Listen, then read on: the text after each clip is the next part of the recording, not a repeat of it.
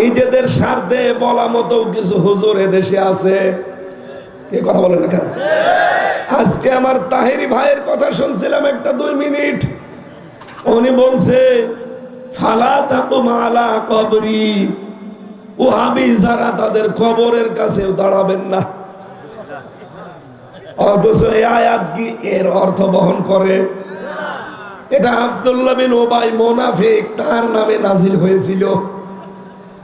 নবীজি যখন তার জানাজার নামাজে যাবেন, আল্লাহ আয়াতটা নাজিল করলেন যে লোকটা মুনাফিক, আপনি তার জন্য দোয়া করা দূরের কথা, তার কবরের পাশেও যাবেন না। বলেন তো, আব্দুল্লাহ বিন উবাইয়ের কবরের পাশে দাঁড়াতে আল্লাহ নিষেধ করেছিলেন কেন? একটাই কারণ আমি পেয়েছি, তার পুরা জীবন পড়ে সে কিন্তু নামাজ পড়তো, রোজা রাখতো, জিকির করতো। কি নবীজির পেছনে নামাজ পড়েছে, হামজার পেছনে না। নবীজির সাথে ইফতারি করেছে, নবীজি যেদিন যা বলেছে ওর সঙ্গে সঙ্গে তাই করেছে। বিশ্বনবী মসজিদে নববীতে একদিন বলেছিলেন যে আল্লাহর কাছে প্রিয় নাম আব্দুল্লাহ আর আব্দুর রহমান। সঙ্গে সঙ্গে সে নিজের নাম পাল্টিয়ে পরিবর্তন করে দিয়েছে আব্দুল্লাহ, নিজের ছেলের নাম পাল্টিয়ে দিয়েছে আব্দুল্লাহ, নিজের নাতি ছেলের নাম পাল্টিয়ে দিয়েছে আব্দুল্লাহ, নিজের বাবার নামও পাল্টিয়ে দিয়েছে আব্দুল্লাহ, শুধু আব্দুল্লাহ। বলেন তো, বিশ্ব নবীর কথা সে মানতো আমাদের চাইতে কম না বেশি? আরো জোরে বলেন আর একবার। একটা মাত্র কারণে লোকটা মুনাফিকের সর্দার, কারণ পুরা জীবন মাথা থেকে পা পর্যন্ত সুন্নতের কোনো অভাব ছিল না। ও নবীজির মতো দাঁড়িয়ে রেখেছিল, নবীজির মতো পাগড়ি মাথায় দিত নামাজের সময়, আল্লাহর নবীর মতো জুব্বা গায়ে দিত, নবীজির মতো মেসাক করেছে, দস্তরখানা বিছিয়ে খাবার খেয়েছে। ওর পুরা জীবন আমি পড়েছি। একটা মাত্র সমস্যা পেয়েছি, রাজনৈতিক জীবনে ওই লোকটা নবীর আদর্শ মানত না, মেনে চলতো আবু সাহেলকে। এক কথা বলে না কেন? কি মনে হয় আপনার কাছে বলেন? বাতাস জোরে দিন। আর ওই সেই কি বলে ঘর ছিল, কই কোথায় গেল সেটা? দেন 2 মিনিট পরে পরে এখানে একটু দিয়ে রাখবেন, একটু ঠান্ডা হয়ে যাবে। আমি ঔষধ খেয়েছি তো, জ্বর তো 8-9 দিন। এই ঔষধ খাওয়ার কারণে ভেতরে ঘামতেছে, মানে জ্বর ছুটে যাচ্ছে। ঘাম গায়ে বসে গেলে আবার গলা বসে যাবে। আপনি একটু 2 মিনিট পর পরে দিয়ে আমার একটু ঠান্ডা করি, আপনারা লাগবে না, উনি দিলেই হবে। টুপি 2 মিনিট খুলে রাখলাম, এরা আবার এই টুপি খোলাটা দিয়ে বলবে হুজুর টুপি মাথায় দেয় না। এদের জন্য তো ঝামেলায় আছি। এই ভিডিও এটা কেটে দিয়েন ভাই, আমার মাথা ঘেমে যাচ্ছে, পাতলা টুপি দেওয়া দরকার। এটা আসলে মোটা তো, এর মধ্যে কোনো বাতাস মাথায় ঢুকছে না, সে তার সাথে ঝামেলা আছে। কারো পাতলা টুপি নাই তো ওরা আবার দেখা যাচ্ছে কালকে ছেড়ে দেবে যে ভণ্ড হুজুর টুপি মাথায় দেয় না। আর সেদিন গাজীপুরে এক দোকানে একটু বসে আছি, কাপড়ের দোকানে। পরের দিন ছড়িয়ে দিয়েছে যে উনি দোকান দিয়েছে, ওনার ওয়াজের ব্যবসা আর হচ্ছে না। আরে ভাই, ওয়াজের কি এটা আমার ব্যবসা? এটা আমার দায়িত্ব। ব্যবসা করার আমার এমনিতেই তো ব্যবসা আছে, এটা কি আমার ব্যবসা? আজ যারা হুজুরদেরকে বলেন, আলেমদেরকে, যারা ধর্ম ব্যবসায়ী, আপনার ইমান চলে গেছে, নতুন করে ইমান আনা লাগবে। বলেন এটা এই জায়গায় দেন, হচ্ছে না। আরেকটু ঠিক আছে, মাথার উপরে দিয়ে পারেন না? মাথার উপরে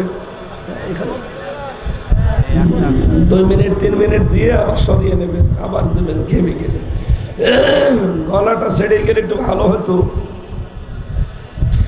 কণ্ঠ আসলে সমস্যা হয়ে গেছে, 7-8 দিন খুব কষ্ট হচ্ছে। জালেমরা আমার সাথে যা আচরণ করেছে 3 বছর, আমি নিজে তো ভিকটিম, আমি নিজে বলছি। এমন কোনো টর্চার নেই যা করে না, মানসিক এবং শারীরিক। 11 ঘন্টার আমার টাঙিয়ে রেখে ওই কথাগুলো এখন আমার মনে মাঝে মাঝে চোখের সামনে ভাসে, আর ভয় লাগে। ওরে বাবু, দেলাওয়ার ভাই নাম শোনেননি শিবিরের? ওই যে অফিসারটা সঞ্জয় হিন্দু, ওই কোলাঙ্গার আমারও দায়িত্ব ছিল। ও বলছিল দেলাওয়ারের এই তার গরম করে আমরা ওর লজ্জাস্থানে ঢুকিয়েছি। তার গরম করে লাল টকটকে হয়ে যায়, ওইটা ওর নুনুর ভেতরে দিয়েছে। লজ্জাস্থান পুরা অকেজো হয়ে গেছে। এখন পরবর্তীতে চিকিৎসা করে আল্লাহ আবার ফেরত দিয়েছে। তো সে সঞ্জয় কোথায়? আমার রিমান্ডের পরে আমি আর দেখিনি। ওনারে নিয়েছিল 57 দিন, আর আমারে নিয়েছিল 10 দিন। তাও তো আমার একটু দেখতে হুজুর মতো মনে হয়, মনে হয় একটু মাঝে মাঝে ময়া লাগতো। আর ওনারে ফুটবলের মতো পিটিয়েছে। বলছে ফুটবলকে যেভাবে লাত্তি মারি 4-5 জন মিলে, ওইভাবে ওরে লাত্তিয়েছে। কিন্তু সে দেলাওয়ার এখন দেলাওয়ারের জায়গায়, উনি এখন ঠাকুরগাঁর এমপি প্রার্থী হয়েও যাবে ইনশাল্লাহ। কারণ আমি ঠাকুরগাঁও গিয়েছিলাম, ওনার যে জনপ্রিয়তা, মাজলুম তো এই জন্য আল্লাহ সৃষ্টি জগতের ভেতরে তার উপর একটা মায়া তৈরি করে দিয়েছে। হিন্দু পর্যন্ত বলে না, এ আমার জেলার সন্তান। এই মায়াটা ঢুকিয়েছে কে? বলেন বলেন। আমিও মাজলুম ছিলাম 3 বছর। এই জুলুম, অত্যাচার এবং এই টর্চারের কারণে মনে হয় এই দেশের মানুষের অন্তরে আমার প্রতি একটা আলাদা ভালোবাসা আল্লাহ তৈরি করে দিয়েছে। আমি নিজে এটা টের পাই, এই জন্য আমার এত চাপ যাচ্ছে। আমার ভাইরা কণ্ঠ ছেড়ে যাবে আমি আশা করছি ইনশাআল্লাহ। ছেড়ে গেলে যতক্ষণ চালাতে চায় থাকবেন তো?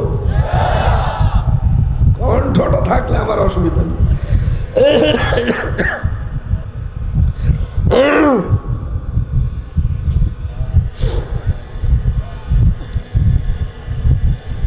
চাঁদপুরবাসী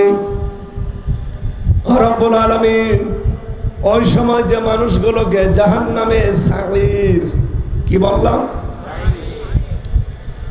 এখানে যারা যাবে ওরা এক বাক্যে বলবে ওয়াকালু লাউ কুন্না নাসমাউ আও নাকিলু মা কুন্না ফি আসহাবিস সাঈর। আয় আফসোস, আজকে আমাদের ওই সময় যদি বিবেকটা কাজে লাগাতাম, আর ওই সময় যদি তাদের কথাগুলো শুনে মেনে নিতাম, তাহলে আজকে এই জাহান্নামে আসা লাগতো না। তার মানে জাহান্নামে যাওয়ার কারণ এখানে আমরা পেলাম কয়টা? 2টা। বলেন কয়টা? একটাকে যারা শোনার পরে না শোনার ভান করে থাকেন, 2 নম্বরে যারা বিবেকটা কাজে লাগান না। এই বাংলাদেশে যারা এই 15.5 বছরে এমপি হয়েছেন, মন্ত্রী হয়েছেন, অনেকেই ভালো মানুষ ছিল আমরা জানি, কিন্তু আপনার বিবেকটা কোথায় গিয়েছিল বলেন তো? আপনি তো নিজেই দেখতে পারতেন যে জনগণ আমাকে চাই না, জনগণ আমাদেরকে ভোট দেয়নি, সাপোর্ট দেয়নি। কোন কারণে আপনি জোর করে চেয়ারে ছিলেন বলেন? আপনার বিবেক কি কিছুই বলেনি? এই জন্যই তো ভুল সিদ্ধান্ত আল্লাহ চাপিয়ে দিয়েছে একটার পরে একটা। এটা সূরা ইউনূস 11 নম্বর পারা, 11 নম্বর পারা, 19 নম্বর পৃষ্ঠা, 5 নম্বর 4 নম্বর লাইনের 100 নম্বর আয়াতের শেষের দিকে আছে ওয়ায়াজআলুর রিজসা আলাল্লাযীনা লা ইয়াকিলুন। রব্বুল আলামিন বলেন, যারা তাদের বিবেককে কাজে লাগাবে না দুনিয়ায়, ভুল সিদ্ধান্ত আমি আল্লাহ তাদের উপরে চাপিয়ে দেব। শেখ হাসিনার ডিগ্রির কোনো অভাব ছিল? এত ডিগ্রি বহন করার মতো আরো 2 জন লাগে। যদি ডিগ্রি আমার মতো অর্জন করা লাগতো, আমি কামেল পাশ করে একটা ডিগ্রি পেয়েছি, অনার্স করে একটা পেয়েছি, মাস্টার্স করে আর একটা পেয়েছি। এই 3টাই আসল, বাকিগুলো যেগুলো দাখিল, আলিম, ফাজিল, ওগুলো তো এমনি আসে। হাফেজি পড়ে একটা ডিগ্রি দিয়েছিল হাফেজি মাদ্রাসা থেকে, ও সাতার কোনো কাজ নেই। কারিয়ানা পড়ে একটা ডিগ্রি দিয়েছিল, ও ছাতারও কাজ নেই। বাকি যে কামেল পাস করার একটা ডিগ্রি আছে, মাস্টার্সের একটা আছে। এমফিলে ভর্তি হয়েছিলাম, তখনই তো জেলখানায় 3 বছর কেটে গেল, শেষ। আমার এই যে 33 বছর বয়স, 3টা ডিগ্রি অর্জন করতে আমার জীবন জম্বর সব শেষ হয়ে গেছে। আর ওনার 27টা ডিগ্রি। কাকের যদি গোশত কিনে খাওয়া লাগতো, কথা বলছে না কেন? জীবনে এত গোশত খেতে পারতো না।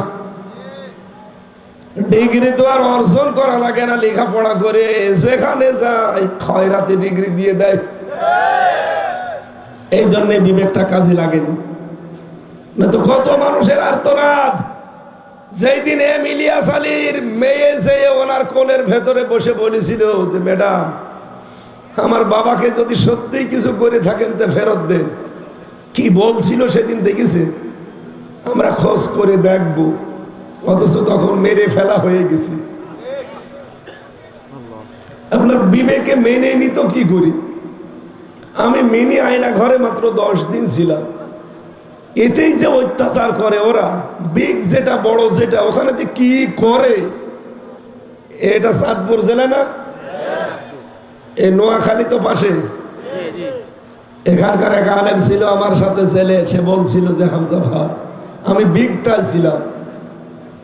ওরা আমার হাতের ভেতরে, পার ভেতরে হাত লাগিয়ে এর ভেতরে শেকল বেঁধে 24 ঘন্টা বসিয়ে রাখতো এইভাবে।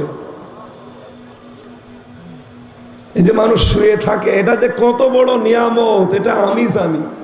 এই জন্য ফাঁসির কন্ডেম ছেলে আমার ঘরে ঘরে দিয়েছি। দেখতাম মাঝে মাঝে হাত পা ছেড়ে দিয়ে শাটপাট হয়ে পড়িয়েছে। আরে ভাই, আপনি এইভাবে থাকেন, এদিকে মাত্র 3.5 হাত, এদিকে 2.5 হাত, আমি থাকবো কোথায়? বলছে হামজা ভাই, এভাবে যে কেন থাকি? ওরা আমার বছরের পর বছর কোনোদিন মাটিতে পিঠ লাগিয়ে ঘুমাতে দেয়নি।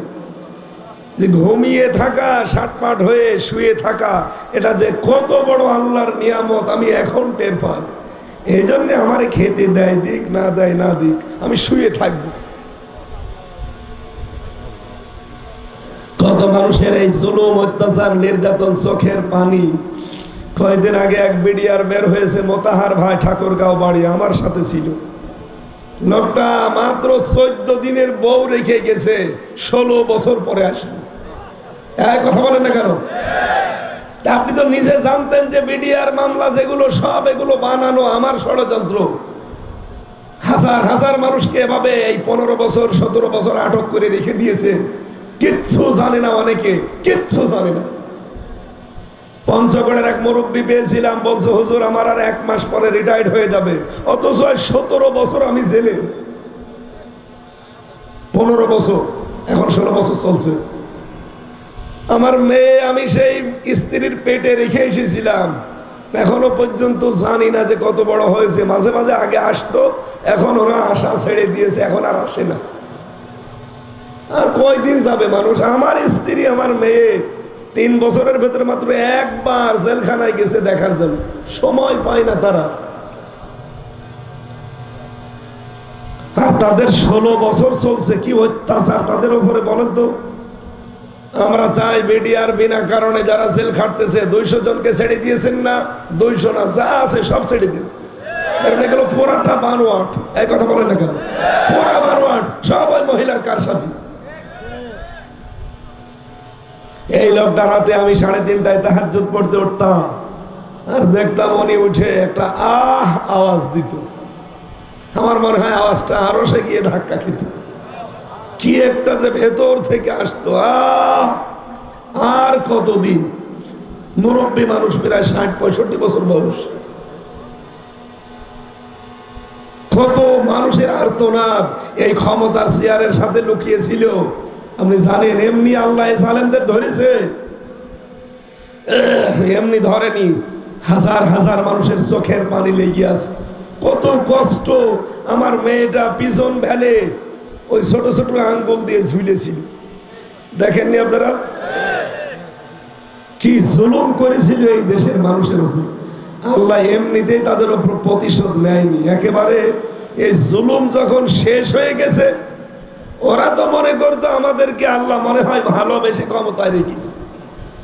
ওরা যেটা মনে করতো আল্লাহ ১৫০০ বছর আগে জানিয়েছেন। সূরা আলে ইমরান ১৬৮ নম্বর আয়াতে দেখবেন আছে, ওয়ালা ইয়াহসাবান্নাল্লাযীনা কাফারু আন্নামা নুমলি লাহুম খায়রুল লিআনফুসিহিম ইন্নামা নুমলি লাহুম লিয়াজদাদু ইসমা ওয়া লাহুম আযাবুম মুহিন। হে নবী, কাফেররা মনে করে, কাফেরেরা মনে করে তাদের দিকে যে ক্ষমতা আমি দিয়ে রেখেছি, ওরা মনে হয় যে এটা নিয়ামত হিসাবে পেয়েছে। অথচ না, ওদেরকে এই ক্ষমতা দিয়ে আমি বিভিন্ন পাপের কাজ করাই। ক্ষমতা পেয়ে এত দূর চলে গিয়েছিল, মানুষ যে মানুষই মনে করতো না। আমি জীবনে রিমান্ডে যত গালি খেয়েছি, এই ৩৩ বছরও এত গালি খাইনি। আমার মা মাতালি তুলে, আমার বাবার নাম তুলে, বোনের নাম তুলে, বোর নাম তুলেও গালি দিত। বিপ্লব কুমার, সঞ্জয় দত্ত, হিটলার, দেবদাস, এগুলো ছিল আমার রিমান্ডের অফিসার। এসব তো আল্লাহর ওলি না? কোথায় যে পালিয়েছে, আল্লাহরে বিশ্বাস করে না। বলেন এর কাছে আলেমি কি আর জালেমি কি? আর আমাদের দায়িত্বে দিয়েছিল এই জন্য যেন অত্যাচারটা বেশি করে। এমনকি 3 বছর ফাঁসির কন্টেন্ট ছেলে ওই শয়তান মার্কা লোকগুলো সব আমার পাহারায় পড়তো। দেবদুলাল, সুব্রত বালা, এইগুলো। আরে ভাই, মুসলমান তো একটা দিতে পারেন না। আমি যে পড়বো মাঠে কঠিন করে, একেবারে নরমাল মামলা, মুরগি চুরি মামলাও না। সন্দেহ ভাজক আমারে ধরে নিয়ে গেছে। একদিন কারারক্ষীরে বললাম যে ভাই, একেবারে 24 ঘন্টা তালা লাগিয়ে রাখে, সিসি ক্যামেরা দেওয়া, কথাও তো বলা যায় না। 3টা বছর পার হয়ে যাচ্ছে। আপনি একটা কাজ করেন, একটা বই নিয়ে এসে দিন, একটু বই পড়ি। ওরে শয়তান নিয়ে এসে দিল বঙ্গবন্ধুর আত্মজীবন। ও ছাতা পড়ি আমি করবো কি?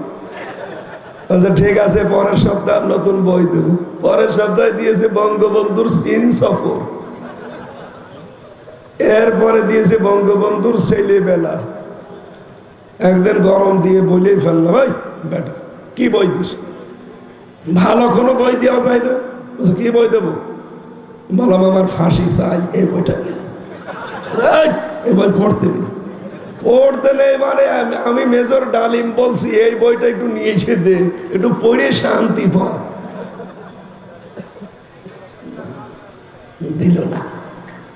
কয়েকদিন পরে বললাম যে ভাই কিছুই যদি না পারেন, এখানে এটিএম আজহারুল ইসলাম আছে, জামাতের সহকারী সেক্রেটারি জেনারেল, নাম শোনেননি?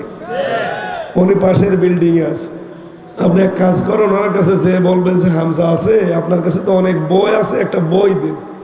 উনি মাঝে মাঝে এই কারারক্ষীদেরকে দিয়ে কয়টা বই পাঠিয়েছিল। একটা প্রোডাক্টিভ মুসলিম, আমি যেহেতু কণ্ঠের কারণে সব বলতে পারছি না, শুধু থিওরিগুলো বলছি। বাড়িতে যে বইটা কিনবেন, পারিবারিক জীবন কিভাবে জান্নাত বানাবেন, বাইরের দেশের লেখক, প্রোডাক্টিভ মুসলিম, মনে থাকবে?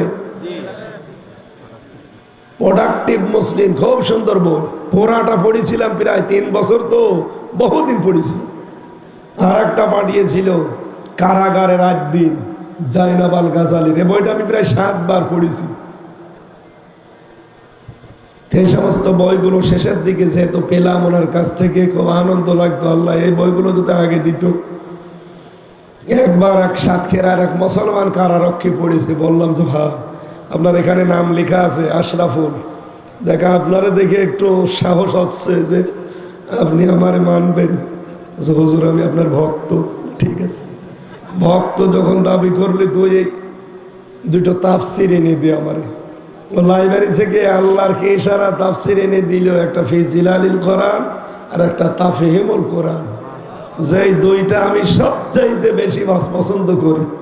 যে আলহামদুলিল্লাহ, এখন ছেলে কয় বছর কাটালো আর অসুবিধা নেই। যে সেখান থেকে যেগুলো তথ্য পেয়েছিলাম তার ভেতরে এইটা একটা, যারা বিবেক কাজে লাগাবে না তারা জাহান্নামে যাবে, আর কেউ যদি বিবেক কাজে লাগাতে পারে সে পথ হারাবে না। সুবহানাল্লাহ বলতে পারেন না?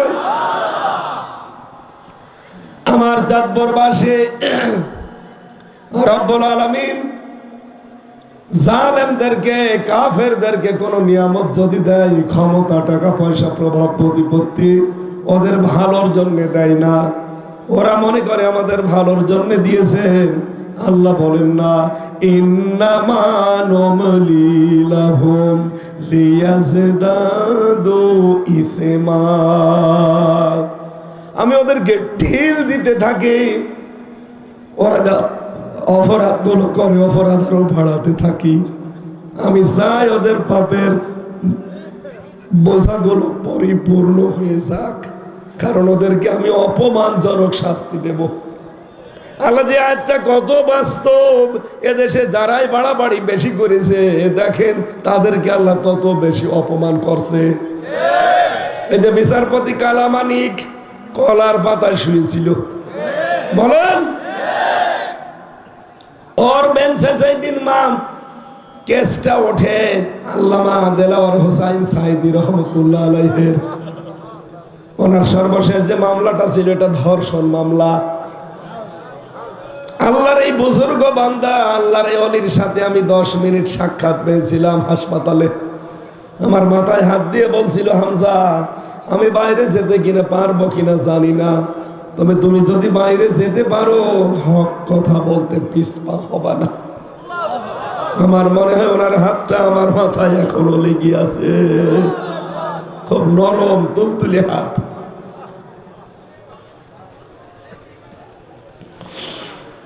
আমার ভাইরা, মেয়েটাকে অ্যাডভোকেট তাজুল ইসলাম জিজ্ঞাসা করছে যে মা, মাওলানা সাইদি আপনাকে ধর্ষণ করেছে?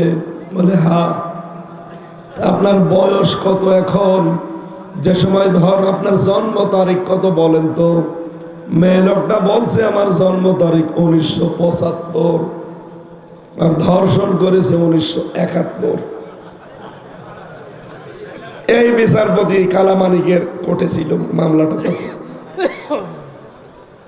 অ্যাডভোকেটরা তো সেই রকম পেঁচিয়ে প্রশ্ন করে, বলছে মা জন্ম 75, ধর্ষণ করলো 71, আল্লামা সাইদি কি আপনাকে ধর্ষণ করেছে রুহের জগতে? মামলা ওখানে ঢিসমিস হয়ে যাওয়ার কথা না? কিন্তু ওই শয়তান কালামানিক, এই যারো সন্তান কোলাঙ্গার বলছে আল্লামা সাইদিকে আমি ফাঁসি দিতে পারলাম না, আমার জীবনের আফসোস। আল্লাহ দেখেন কি অপমান করেছে, কলার পাতায় শুইয়েছে, গলায় গামছা দিয়ে বর্ডার গার্ড টানতে টানতে নিয়ে আসছিল। গলায় গামছা দিয়ে নিয়ে যায় কাদের? চোরদের। কাদের? একটা সুপ্রিম কোর্টের বিচারপতি কত নিচে নামাইলো আল্লাহ, ওর বিছিয়ে উড়ে গেছে, ওর বেশি নেই। কয়দিন আগে আমার গাজীপুরে মাহফিল ছিল, একেবারে কারাগারের পেছনে, সেই ঘরে থাকতাম। ওই বিল্ডিং এর এই 3-4 বিল্ডিং পরে প্রধান বক্তা করে আমারে নিয়ে গেছে। আইরে পুরাতন জায়গা, কারণ জায়গাগুলো তো মুখস্থ, 3 বছর ওই জায়গায় কাটালাম। কারারক্ষী একজন এসে বলছে, হুজুর ওই যে আমি দায়িত্বে ছিলাম, এদিকে আসি। এখন যে ঘরে থাকতাম ওই ঘরে কে আছে? বলছে কালামানিক। বলছে হুজুর সুখের বিষয় যে ওর বিসি নেই। ঠিক আছে, ওই শয়তান যেন বিসি আর খুঁজে না পায়। আলেমদের নামে তালিকা করেছিল 116 জন, আমার নামও দিয়েছিল। এখন আল্লাহ ওদেরকেই তালিকা করে ফেলে দিয়েছে। এই কথা বলেন না কেন? এই জন্য আপনাদেরকে বলছি, কিয়ামতের দিন কিন্তু আফসোস করা লাগবে। ফেরেশতারা যখন জিজ্ঞাসা করবে যে কেন আসলে এখানে, এই একটা কথা ছাড়া আর জবাব দিতে পারবেন না, যে আমরা যদি ওই সময় বিবেক কাজে লাগাতাম আর আলেমদের কথা যদি শুনতাম, তাহলে আজ এই আগুনে আসা লাগতো না। ওই আফসোস কি ওই সময় আমাদের করা লাগবে? এখন থেকে আমরা পাল্টাবো ইনশাআল্লাহ। 2 নম্বরে আল্লাহ পাক বলেন তাদের আমি চোখ দিয়েছি, তারা দেখে না। দুনিয়ার কত কিছু তারা দেখে, কিন্তু আমি আল্লাহর এই কালাম দেখে না। যেগুলো দেখা দরকার সেইগুলো দেখে না। যেগুলো দেখা নিষিদ্ধ ওই দিকে তাকিয়ে থাকে। মোবাইলে যাদের এমন এমন দৃশ্য আছে যেগুলো নিজে দেখলে আনন্দ পান, স্টেজে এখানে কেউ দেখলেই আপনার লজ্জা লাগবে, এমন দৃশ্য আছে না? এই মুহূর্তে ডিলিট করেন। যেটা নিজে দেখলে ভালো লাগে, অন্য কেউ দেখলে শরম লাগে, লজ্জা লাগে, এটা কবিরা গুনাহ। কি কথা বলছেন এখানে? সে নাচ হোক, গান হোক, অর্ধ উলঙ্গ ছবি হোক, যাই হোক, এক্ষুনি ডিলিট করা লাগবে, নয়তো আপনাকে কিন্তু আল্লাহ জাহান্নামে দেবে। নেন এখনই ডিলিট করে দেন। কারা কারা ডিলিট করবেন হাত তোলেন তো দেখে। মোবাইল দেখে, দাঁড়িয়ালা দেখে মোবাইল কি আছে মোবাইলে, ভিডিও ওয়াজ আছে, তো আপনার হাত তোলার দরকার কি? যারা এমন কেন দৃশ্য রেখেছেন যে দৃশ্য দেখলে মা বাবার কাছে দেখালে লজ্জা পায়, এমন দৃশ্য নেই? আশা করছি আপনি ছেড়ে দেবেন। আপনার এই চোখ দিয়ে তো দেখবেন আপনার মাকে। নবীজি বলেন মায়ের দিকে তাকালে একটা নফল হজের সওয়াব হয়। আজ হাজারো পরিবারে মায়ের দিকে তাকানো সম্ভব না স্ত্রীর কারণে। বলেন, সম্মানিত মা বোন যারা এসেছেন, বিভিন্ন জায়গায় বসে আছেন, মা বোন যারা, বিশেষ করে পুত্রবধূ, তাদের হাতে পায়ে ধরে বলছি, আপনি যদি সত্যি স্বামীর মন থেকে ভালোবাসা চান, স্বামীর মা বাবার সাথে জড়িয়ে থাকবেন। কারণ প্রত্যেকটা সন্তান তার মা বাবার সাথে যারা থাকে তাদেরকে ভালোবাসে বেশি। বলেন, কিন্তু এদেশ ৯৬% মুসলমান। দুঃখজনক সত্য, আজ ১০০ জনের ৯৮টা পরিবারের সন্তান আমরা আমাদের মা বাবাকে কাছে রাখতে পারি না, স্ত্রীর ছোট মনের কারণে। এই কথা বলেন না কেন? হয় আলাদা করে দেয়, নাই বড় ভাইয়ের দায়িত্বে দিয়ে দেয়, নাই বৃদ্ধাশ্রমে রেখে আসে, নাই বাড়ি থেকে তাড়িয়ে দেয়। এই তো কয়েকদিন আগে আমি ওই সেই নীলফামারী ঠাকুরগাঁও, ওখানে কিশোরগঞ্জ একটা থানা আছে, সে দেখি বৃদ্ধাশ্রম, এদিকে 25 জন, এদিকে 25 জন বসে আছে, মা আর বাবা ছলছল করছে চোখগুলো দেখে। আমি বুঝে ফেলেছি যে প্রত্যেকটা মা আর বাবার সন্তানের জন্য বড় দোয়া করছে। দুইজনের সাথে কথা বললাম, একজন বলছে হুজুর আমার ছেলে ডিসি, একজন বলছে আমার ছেলে আমেরিকায় থাকে, অথচ 3 বছর পড়ে আছে এই বৃদ্ধাশ্রমে। দুইজন মায়ের সাথে আর বাবার সাথে কথা বললাম, প্রত্যেকেই আমাকে বলেছে আমার ছেলের দোষ না, আমাদেরকে। ইলিয়াস চট্টগ্রামে বাড়ি, ওই লোকটা জেল খাটতেছে, ফাঁসির আসামি ছিল, এখন 30 বছর জেল খাটা লাগবে শুধুমাত্র পারিবারিক জীবনে এই মার বাবাকে দেখে রাখার কারণে। মার বাবার পেছনে খরচ করত, বউটা খালি ঘ্যান ঘ্যান করে আর বলে এদেরকে আলাদা করে দাও।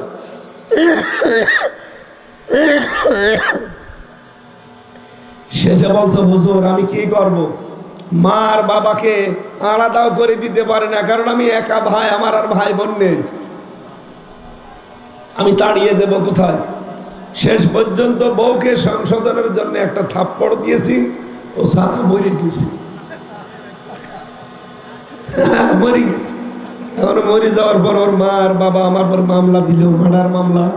এই যে আমি আজ 22 বছর আমার জেল খাটতেছি, 30 বছর জেল আমার।